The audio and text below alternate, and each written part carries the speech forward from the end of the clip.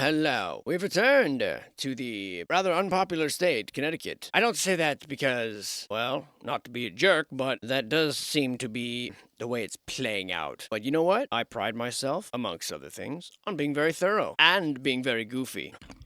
Angel, my friend, you kneel for no one. Rise, arise, arise! For real, get up. People are looking at us funny. Let's see. Blending the old symbols, eh? A little culture correction, eh? You know, because we're not in that part of the world. We're in this part of the world, so we've got to do things like this. No, get rid of the pyramid that's normally here. Forget that. No, we're not going to do that. Not here. Totally. Inside of a fasces. Interesting. I just put something together for my own personal Brian. Those fasces and the fleur-de-lis. What about that being inside? Well, that's something to consider for later. And the old starfort shapes here, right there, and these nice little vases? Chalices, that's it. The old symbolism here. It's all looking very interesting. Tuck those toes in, mister. This is church, after all. And this right here, these are the greedy eyes of our little priests here, these little bishops or whatever, leg with their little hats on like this. Just can't wait to stare right up your skirt or your trousers as you sit down on them. After all, many of them appear to be very evil.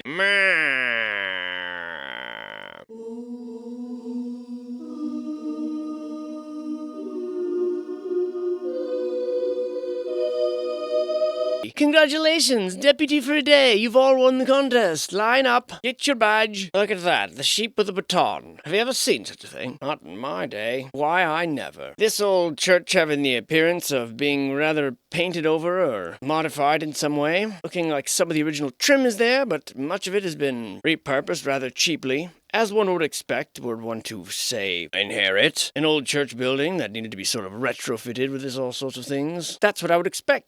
Quick, put this completely meaningless thing on the top. Do it for the gram. On to the educational portion of the event. This is the Pequot Library. The Pequot, I say that right? Pequot Library? Designed by Robert H. Robertson. Or a man named Robert H. Robert apostrophe's son. I can't tell. It was designed in 1855 and 1857, and it erected in 1887 to 1893. Robertson, old Bob, had been built partner of Bill, young Potter, who together designed Victorian Gothic ecclesiastical structures in New York City in the mid-1870s. Here they are 23 years later, now moving on to Connecticut. His church and domestic work showed the decisive influence of the period's leading architect, Henry Hobson Richardson. Designed in the Richardsonian Romanesque manner, we are told, is characterized by granite sandstone construction and other things that I won't bother boring your ears with the hearing of. Uncle Freddie, a.k.a. Frederick Marquand, on whose property the structure was erected.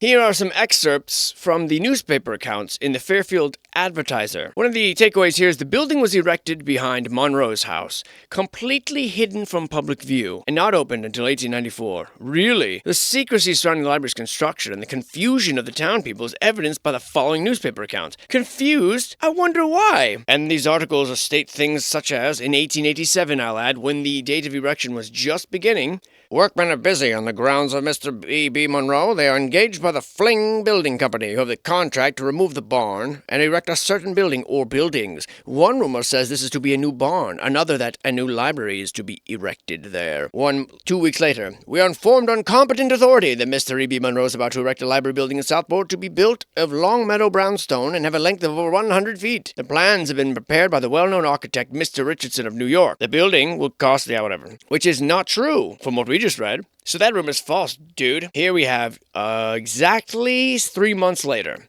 A rumor reached us that the cornerstone was to be laid yesterday afternoon. If so, it was done very quietly. There seems to be a disposition to keep everything connected with the matter a profound secret. We respected the secrecy and did not investigate, as all modern journalists do. Delicacy is so rare nowadays. When it is found, it should be respected, said the patent liar. November 4th, 1887. The new building is rapidly approaching completion. Really? Rapidly approaching completion.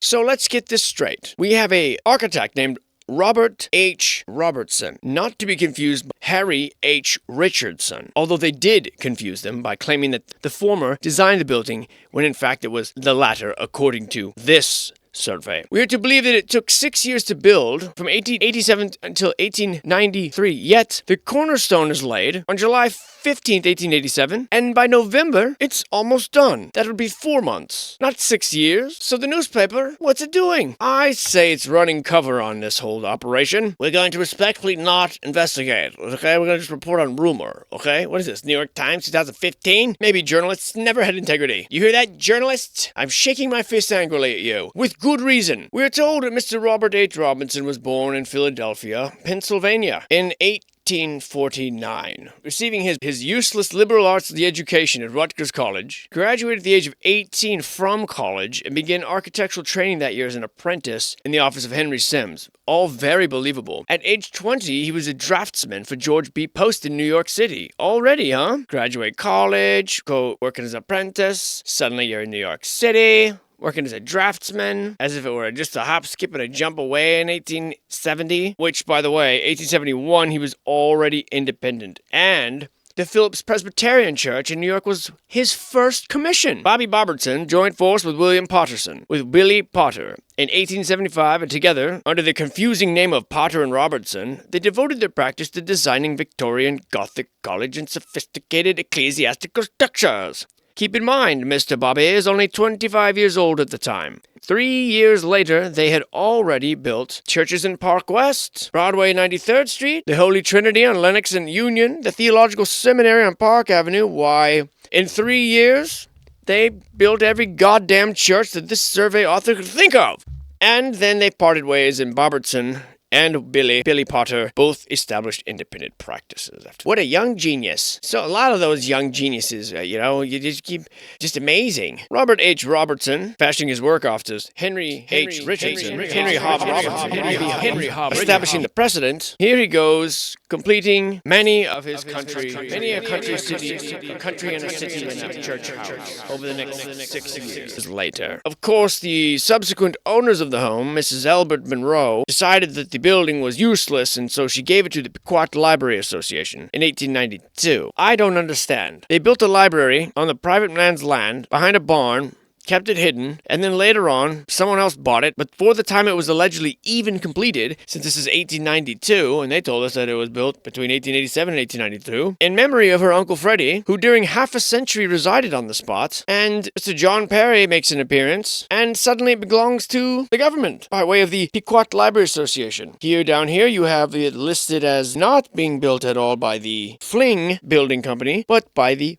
Flint Building Company. Changing a few letters here and there. I mean, come on, guys, get it straight. No journalistic integrity. This, by the way, is a 1 1/2 story structure with a recruit architect Frederick Law Olmsted, omnipresent landscape architect, and the Pequot Library Association voted to employ Mr. Olmsted of New York to make a plan for the lawn for the sum of $25. What a deal. Let's talk about the people involved. Mr. Freddie Marquand, and here, perhaps another little telling bit of artwork. You got your little band here. I'm assuming this is the water level, perhaps. Then you have the toroidal shape here, you see, as if it were a cross-sectioned toroidal field. Then you have the current, hold up, going through this process of redistribution and garnishing new properties and being released outward into the world as electricity. And up here, you got your little pineal gland, your little finial, whichever you want to call it, whirring away with activity. Electrical, I say, all of it. And all of this is a clue for us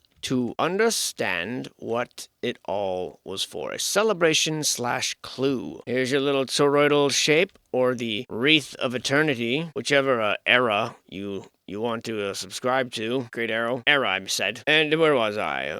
Yes, the old fireplace and the two companions hanging out. Just a couple of testes, just rolling together, never solo, unless something happens to one. In which case, I'm sorry. And that's going to be an uncomfortable doctor's appointment. Mr. Marquand, it should be noted, by the way, Mr. Frederick Marquand, the owner of all this, he was a successful jeweler, silversmith, and retired at age 40. He was born in 1799 and retired by 1839. 7 years prior, he had built this house with a library stand. Successful jeweler, silversmith, investor in real estate, banks, industries, and railroads. He funded the Union Theological Seminary in New York City, designed by, of course, Robert H. Robertson, as well as the Theological Department of Yale University with his brother Henry Gurdon Marquand. He gave the Marquand Pavilion to Bellevue Hospital in memory of their brother Josiah Penfield Marquand. And 5 years after its construction, the library reading rooms were opened. In 1899, Virginia Marquand and Mary Catherine Hull, Miss William Webb, otherwise Miss William Webb Wakeman, Miss Dub Tripp, remember that one? Announced their gift of a collection of rare books, manuscripts, and documents on American history.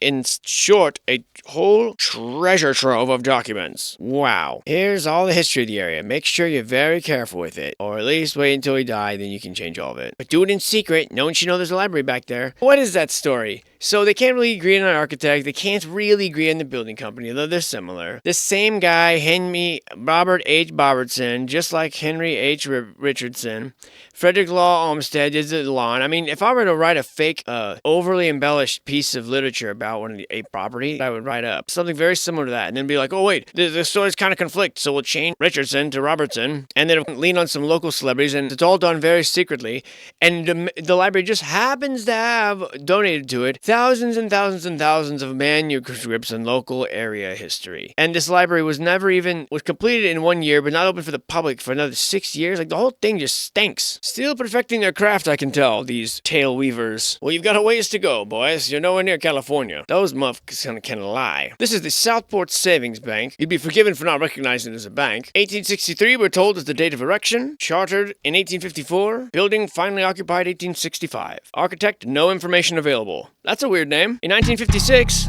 the original incorporators include Pascal Sheffield, Austin Perry, Wakeman Meeker, Charles Perry, Francis Perry, E.D. Sherwood, John Meeker, Frederick Old Freddie Marquand, and Andrew Bulkley. So basically the same 10 guys that did everything so far in this area. Then, of course, 6 years later, the building was occupied in 1865, and later on it merged with Bridgeport People's Savings Bank, becoming the Southport branch of the People's Savings Bank Bridgeport, which is easy to say, and anyone should remember after hearing it even just once. There is a basement, of course. All the plans are in the possession of Southport Savings Bank, and you can't see them. And the entire history was prepared by, of course, the Savings Bank, Southport. So write their own history. They write these ridiculous specifications for the mason work on paper that they then release later. The building is said to be finished in the style of blah, blah, blah, blah, blah, blah. They say no cellar, but they dug one anyway. So, they didn't listen to us, trust me. Or really, were you trying to hide this cellar, huh? Poppycock, balderdash. I mean, obviously, you're free to make up your own mind. I'm not trying to tell you how things are. I just am laying out why I feel suspicious about many of these stories, or his story, wherever you want to place the emphasis. I, for one, believe it to be a miss story, or a my story. Either way, this little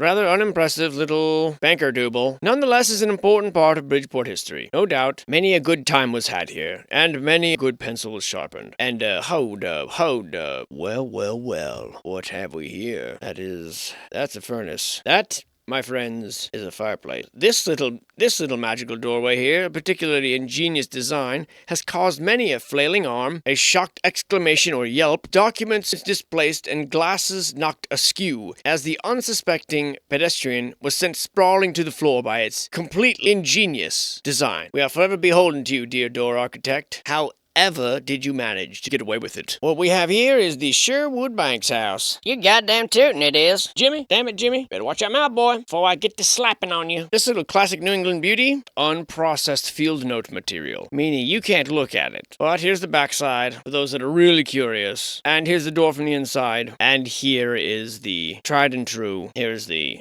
lattice on the window work, apparently, the wrought iron work. This is the inside. I wish that table would move out of the way so I could see this baby, but whatever. He's like, bro, don't look. She's changing her clothes, you pervert.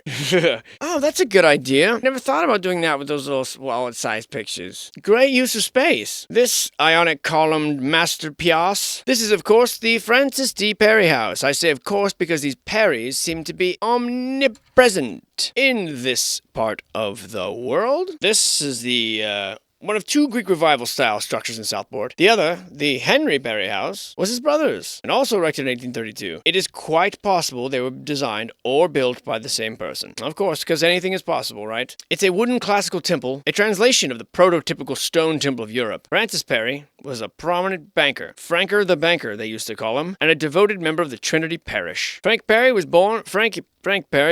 the son of Mia Perry and the grandson of Peter Perry, who not only picked a pepper, but he was one of the village's early landowners, so he picked a property. In addition to inheriting some of his father's wealth, Francis D. Perry was president of the Southport National Bank, secretary, treasurer, and trustee of the Southport Savings Bank. Not sure you can be involved in both banks, but I guess that's probably true of all bankers. They're probably bankers at multiple banks. They're probably all the same damn bank. Who knows how it works? These crooks. And upon Mrs. Perry's death, the Perrys gave the residents, whoever were left, to the church to be used as the parish rectory. The Perrys gave the church to the parish. It's like a boring, nerds version of the Mother Goose rhymes. So it seems like I would like it, but, it's not nerdy enough for me. I'm sorry. You have to get more, okay? More. Next, we come to the Wakeman B. Meeker House. The name that we've read before, along with the other Perrys. The Wakemans, the Meekers, the Perrys, they all sort of hang out together, thinking of ways to rip everyone off. This is an Italian view. Mr. Wakeman B. Sr. and his son, Wakeman Jr.,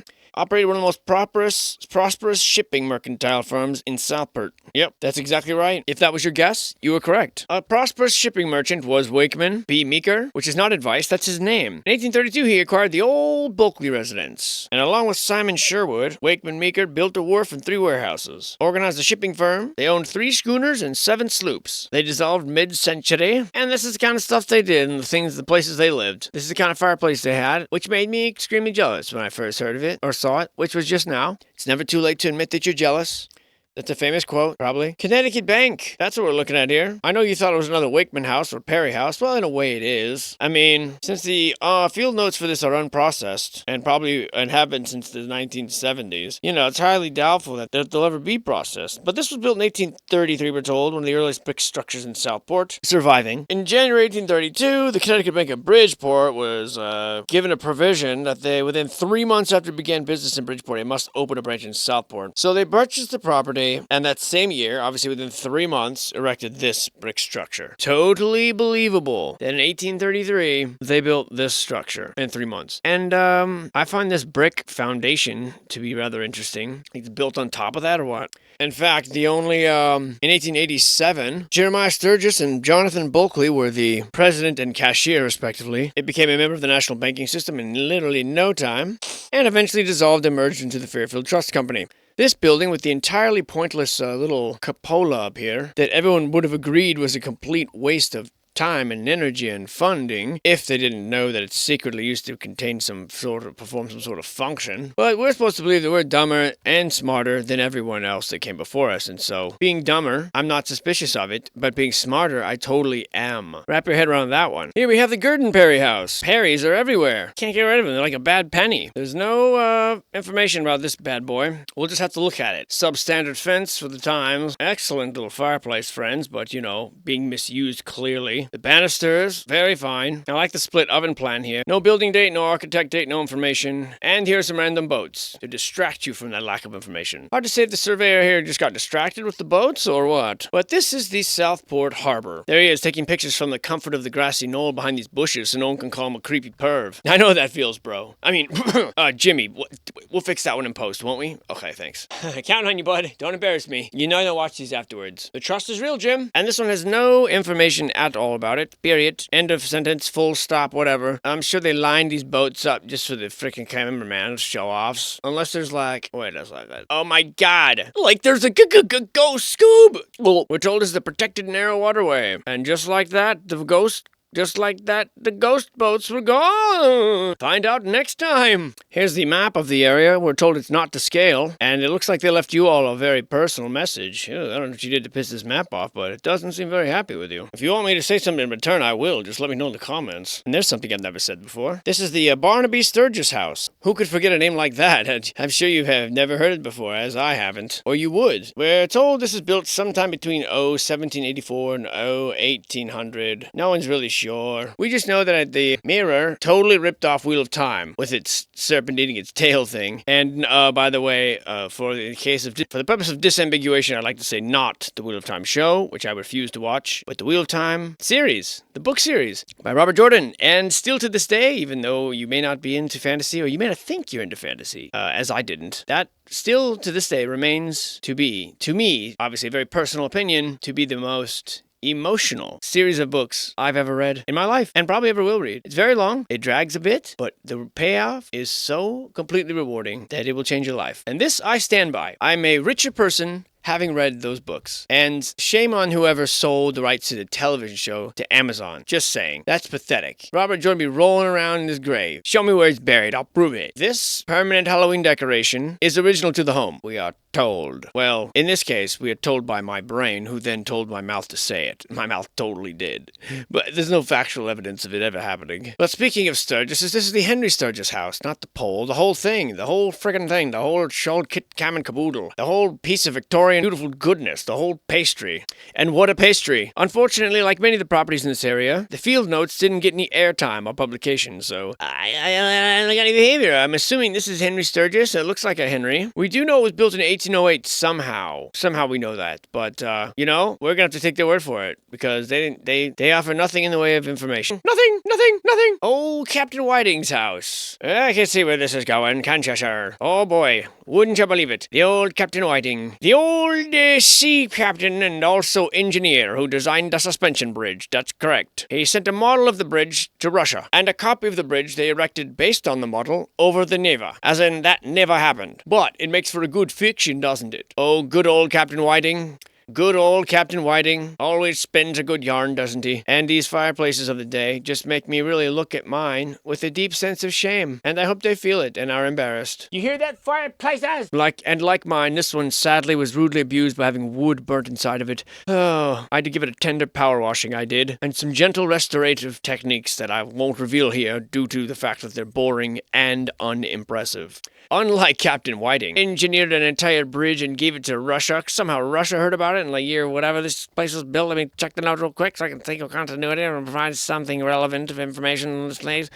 It looks like it was constructed here in 1827. It says about 1827. Built for Captain Whiting. And 8 fireplaces inside this bad mamma jabba. Rather impressive. For eight wives had Captain Whiting. For eight wives had Captain Whiting. Did he? The other titles of this place are also known. It says here on the bottom here, the other titles of this place are known as not only is this the Captain Whiting house, but it's also later on known as something called the YMCA, meaning it was donated to the Young Men's Christian Association of America, and of course that's not suspicious at all. Is it, Captain Whiting? Answer me, sir. Is it suspicious? No. I didn't think so. Looking a bit lonely there, aren't we, boys? Looking a little lonely, aren't we, boys? And just like that, Mr. Whiting disappeared, but his 2 little friends remained. Beep, boop. See, they're there on the first one. Nope, they're gone again. Unless, of course, this is just one of the 8 totally necessary fireplaces in this YMCA, or should I say Captain White MCA. And here must be Mrs. Avery Smith, Captain Whiting's relation. That's a fire hazard. Be careful, or we'll have the great fire of whatever year it catches fire, because we can't come up with any new names.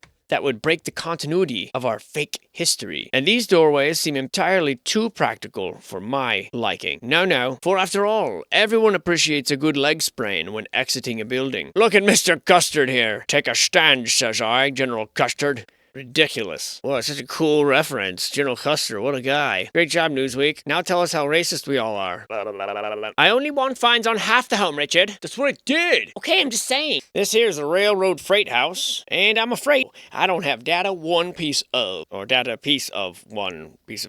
whatever. 1870 was the construction date, and the foundation looks askew to me. Next, back of it. Someone's playing with building blocks. Not on my clock, buddy. Set up a camera, Jimmy. Catch him in action. And then terminate him. Gift box. Here we have a repurposed something or other as a store, a gift store to be exact. One of the rare repurposings that actually kind of makes sense. What with its cute little gables and all that, looking itself like a little bit of a toy store, a little toy store, looking itself like a bit of a toy, But it's just the one picture. That's all we got, so we can't really talk about it too much. Except to say, dude, what is it with Connecticut and putting, like, objects for people to trip on just in the middle of the place where they're most likely be walking? Like, I just don't understand. This here is the, let me guess, it's either a Perry or a Gertie or a, what's the name, Sherwood, or it's a Meek Wakeman or whatever house. Let's find out here. It's about pretty good. Oliver Sherwood! That's a winner. Because one of the only 5 families or men that lived here, of course, you know, naturally, they own everything because they're the only people here first, and so they can make everything.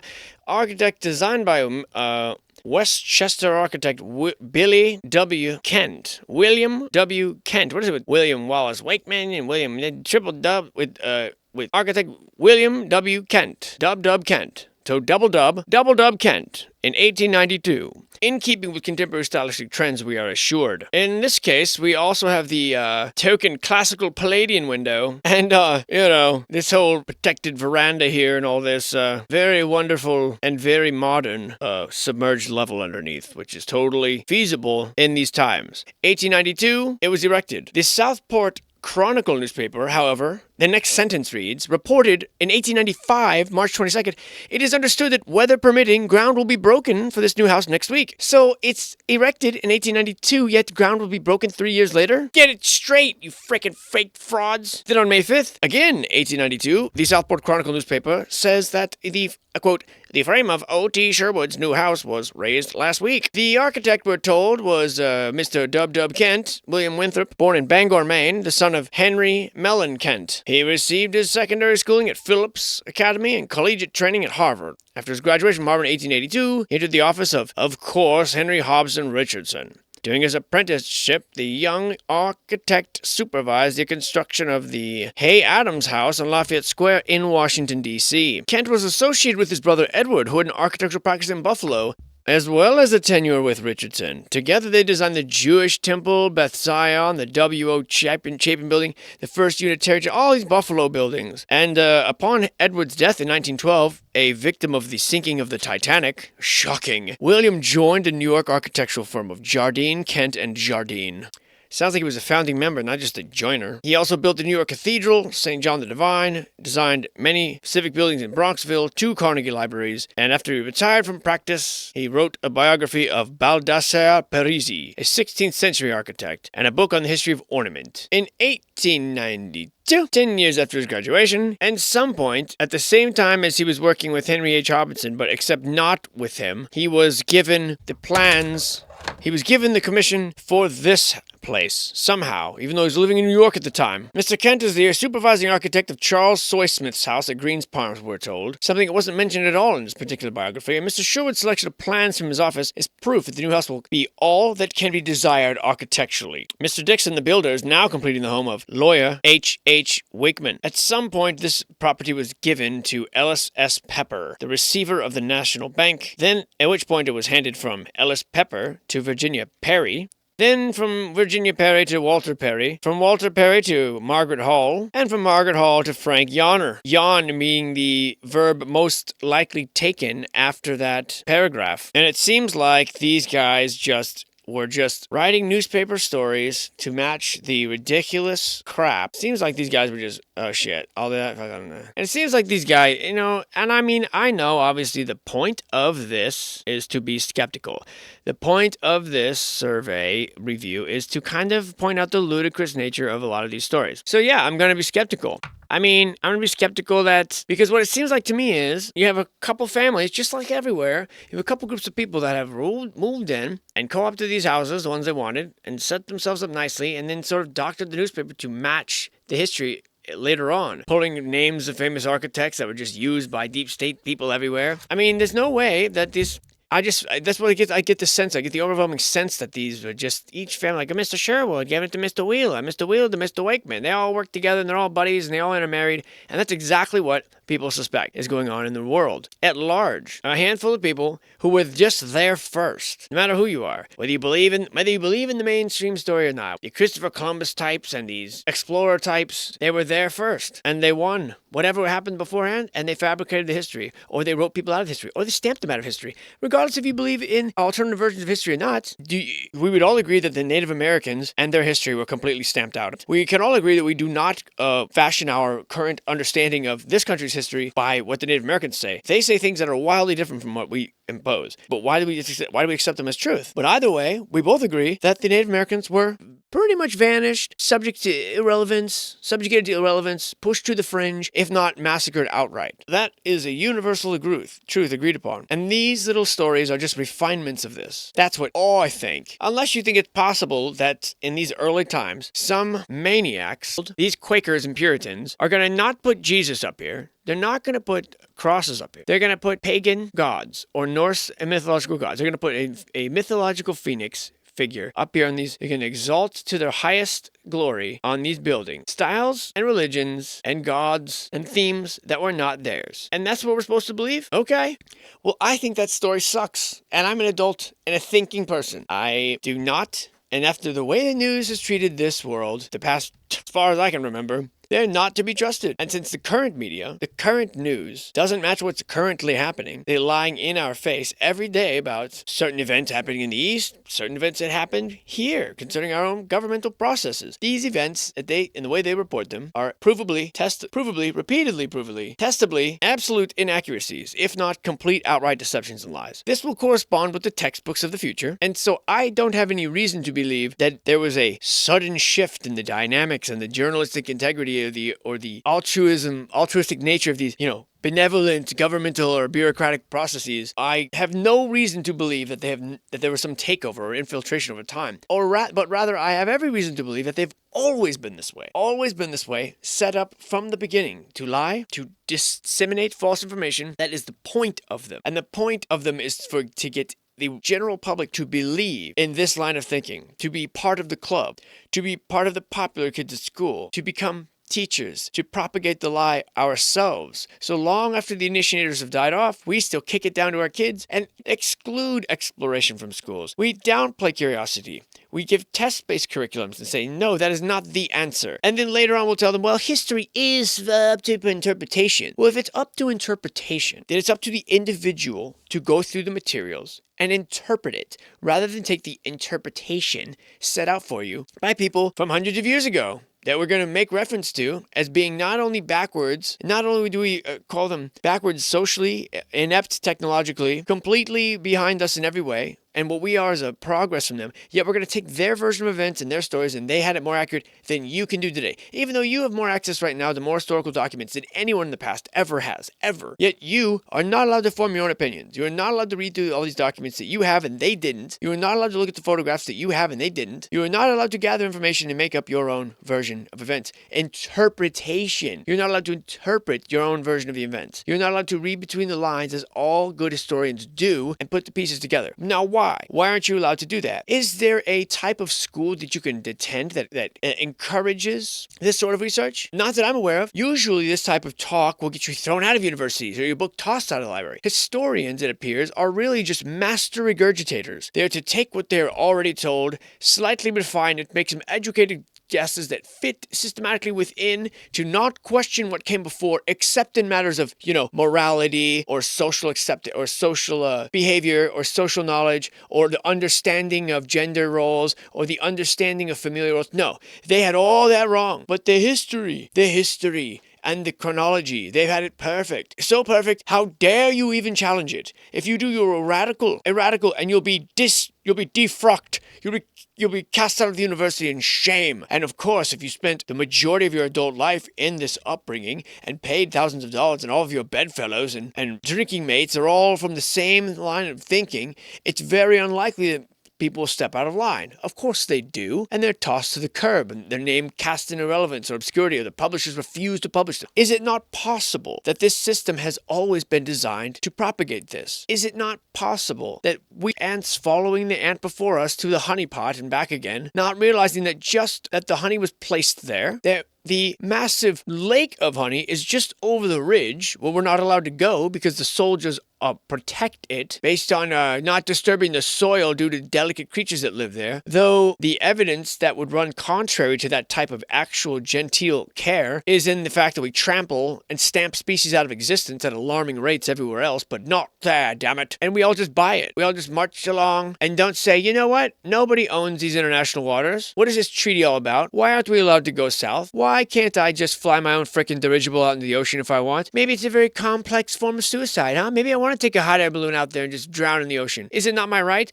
No, you need to commit suicide under controlled circumstances in a few states only. Okay, fine. What if I'm going to my grandma's house? I'm taking a very indirect route. Are they not international waters? You will get shot down if you go over there, but yes, they are international waters, and they're free. No man can own the water out here, but if you go out there, yeah, we'll kill you. It's very strange. It is very strange that people go along with it. They got us by the balls, bros. And part of it is this unraveling of this story. If they don't have the right to these buildings, if they never had the right to this land, as they all admit, but they control the printed publications, the oral histories are gone. Anything printed after these eras are what we have to accept as truth. And I don't. We owe it to each other to investigate these things. Now, I'm throwing out a million ideas in these. Am I right on all of them? Who the hell knows? All I know is my intention. And my intention is to discover the truth or unravel the truth or maybe say something that sends someone else down a rabbit hole. We need all of us. But I believe that this was a system set up to make us fail, embedded in these buildings, in the artworks, in the things of beauty, the clues that tip you off that you're in a dream. It's like the story or the bit of advice that's told if you ever look at the clock while you're lucid dreaming and the time's all jumbled up. That's how you know. Now, I don't know if that's true. Here, it's the clock itself. The clock, the ever-present clock that they stick, no matter how tacky, everywhere to show you who controls the time, who controls the timeline. We know our calendar's wrong. Doesn't matter. We'll introduce a little something called leap year and just tell people that's what we're stuck with. Who makes these rules? Who? And why are we following them? Why are we to believe the first thing we're told when we're little?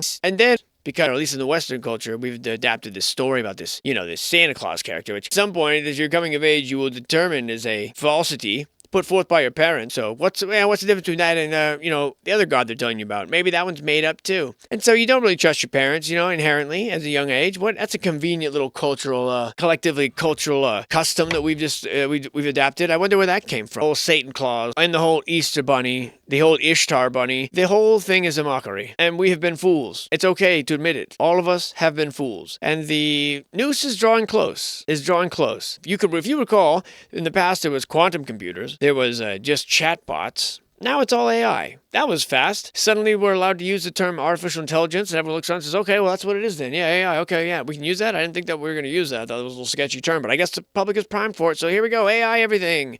AI search engine. You don't need your search engine anymore. Just your AI companion. You don't need your girlfriend, or boyfriend, or mother, or father, or friend. You just need an AI companion. They'll listen to you.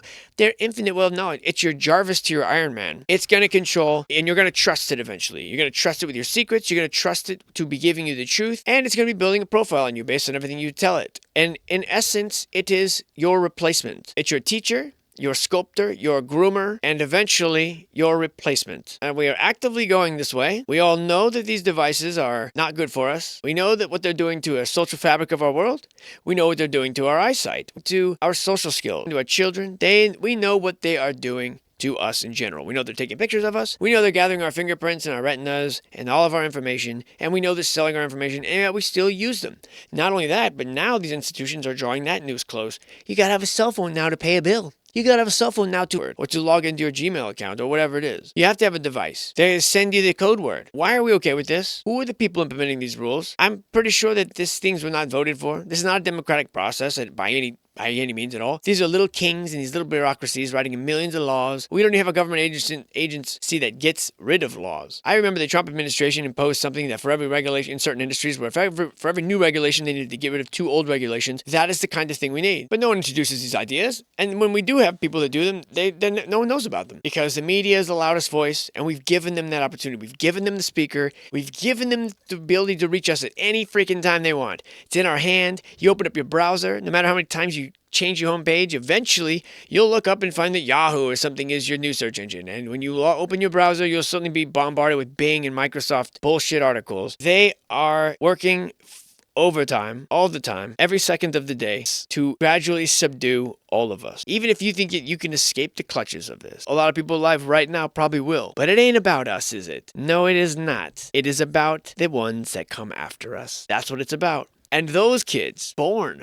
I can't imagine having social media in high school or junior high. I can't imagine everyone around me has a camera at all times for every moment. That sounds like a deeply singular and personal hell. And yet the kids go through this. That's all they know. And imagine trying to convince them that their phone's wrong, their AI companion's wrong, the Wikipedia that we all collectively agree on is wrong, that teachers are wrong. It is going to be a very tough sell. These kids who have never held a real book in their life, only digital copies of old ones. And of course, anything digital, why it can't be changed at all. Is the reason why Kindle is named the Kindle or the Amazon Fire. Isn't Kindle what you do when you start a fire? Is that why I have the Amazon Fire? Is that the end game? That Amazon that we are slowly burning and deforesting in the real world is also named after the worst thing that can ever happen to a book? It being burnt? Just an odd name for a digital book reader. Personally, an Amazon fire or a fire in the Amazon seems like something we would like to avoid at all costs, I would think. If we value our own lives and the lives of other people, I feel like the window will be fine. But will the children be fine? Will they be able to have the discernment to look at the world around them and say, this can't be true? Or will there be no evidence of it left and look more like this? With these little histories like these ones that I'm going over with, just slowly tweaked and revamped and manipulated. The sky slowly whitewashed and cut off and clearly photoshopped here. Yes, this has worked for 100 years, but in the future it won't matter because, no one's going to trust any image they see ever at all anyway. It's all going to be AI generated, at least as far as an out. No video will ever be of any person completely believed. Doubt,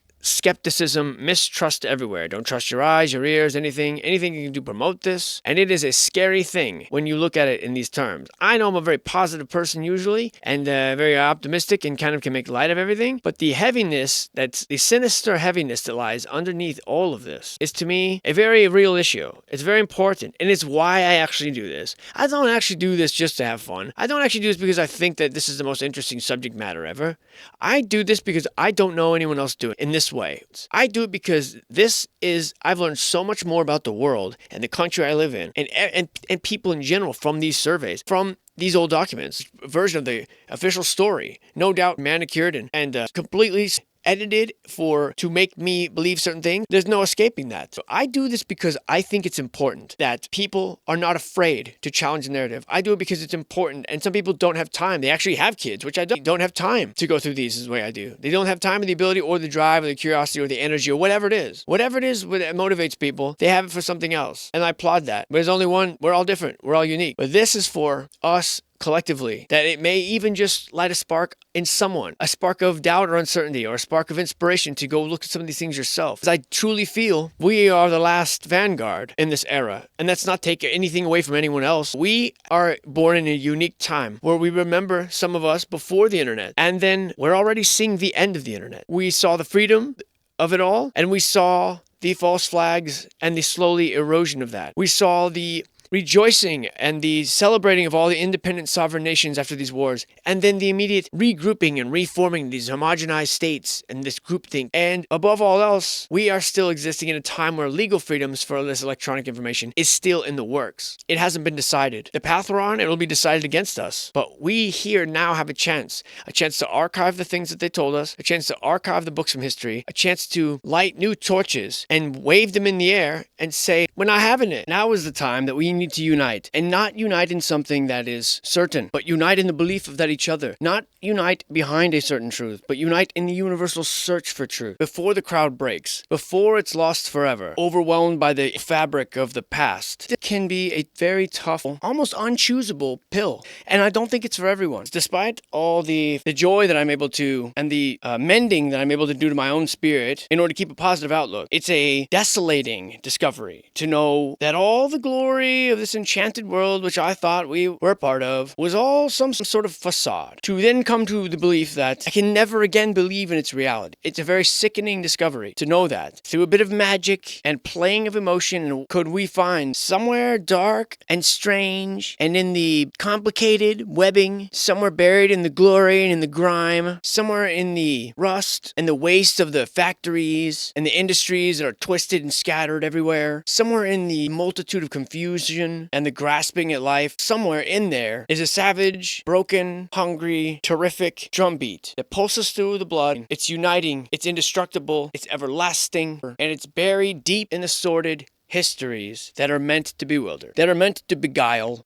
It's a magnified experience of learning that all the lakes in your neighborhood are artificial. As a child, it's so huge and so amazing. And the boathouse smell, and the dead fish washing up on the shore, and the people gathered around doing recreational things, and the surrounding foliage, and a few more years, and the perspective that not only is it a man-made lake, it's a shallow, falsely colored, falsely treated, artificially stocked, and artificially tended to fabrication, an illusion of a park, an illusion of a lake. And here, at least where the dream was alive, at least the best form of government we could have created, which isn't saying much for government in general, but still, for a time, it appeared to offer the most fortunate, happy, good life that people had ever known. The most true, the most beautiful, the most righteous. And here, watching it slowly torn from us, and to come to this harsh, shocking truth that you've been betrayed by what you believed in most, and all the wrongdoings of the past, and we're blaming each other for a system that destroys and decays. And it's impossible for one man to know everything. It's impossible to know everything about a single subject. It's impossible to know the full truth. But we can rally behind the search for truth. And it is in my heart that this is the only option that we have left. So I cannot stop. I will not stop until I'm physically unable to. I'll sacrifice relationships. I'll sacrifice certain hobbies. I'll sacrifice sleep and some of the space in my head. Sacrificing the wrong word for it. I will gladly trade that for the opportunity to affect in a positive manner some stranger out there, even just one, to light a spark in a part of their curiosity that has lain dormant, to create a spark of distrust. Contrary to what we're told, disinformation is something to be explored.